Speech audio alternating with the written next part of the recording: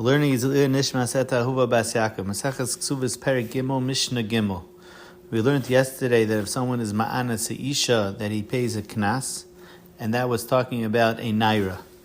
This Mishnah discusses a question: is it dafka if she is a single naira or if she was nisarsa? Now, if she's still married, then it's pasha that there's not going to be a knas because she's an eisishish. And there's a chiyah misa. So, Kamlev Daramin, they would say that there's no chiyah knas. The question is, if she was nisarsa, and then either niskarsha, that's the Lashon Mishnah, huadin, the Taisis Yanta says, nisarmala, so now she is single, but at one point she had erisin. So the Mishnah brings two shitas. Rabbi Yossi Aglili Omer ein la knas. The Rav brings the reason that the Gemara says, because asher lo yarasa, we make a Joshua ha'irasa, but if she was an irasa at one point, then there's no knas. And Rabbi Kiva Omer, yesh la knas v'knas ala atzma. He also darshans this pasuk asher lo yarasa, but he darshans it ha'irasa, the knas goes to herself, meaning normally the knas goes to her father, the avi hanaira.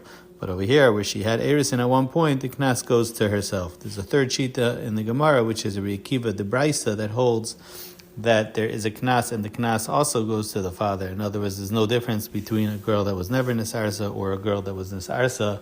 It has the same halacha, and he darshans asher lo yarasa for something else.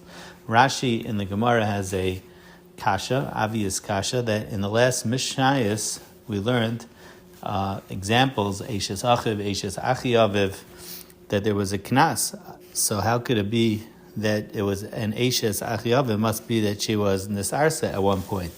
So Rashi says that Enochanami, those Mishnayos are going like a Rabbi Akiva that holds that nisarsa and niskarsha there is a knas.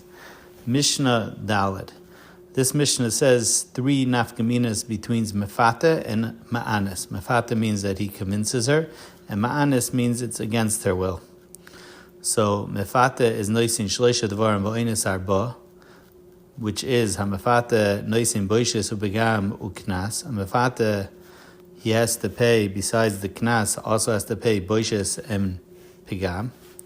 And moisav alav ha'oines has a fourth thing, shenoisin es hatzar.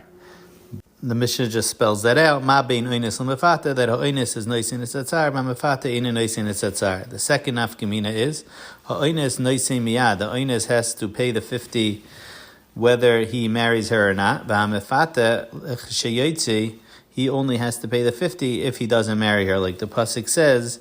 Mari Marena, that he should marry her, but in Moyin Yemayin, if he decides not to marry her, then Kesef Yishkol, then he has to pay. Mashenkin the Oines has to pay the Chamishim Kesef, even though he also has to marry her. Veloisi Elisha. And the third nafkamina, the Mishnah says, is Ha'oines Shoise Ba'atzitza. The Oines has to remain with his otzitz, which we explain is a klimos. The next mission is actually going to explain it, so we'll leave it for then. And the mefata,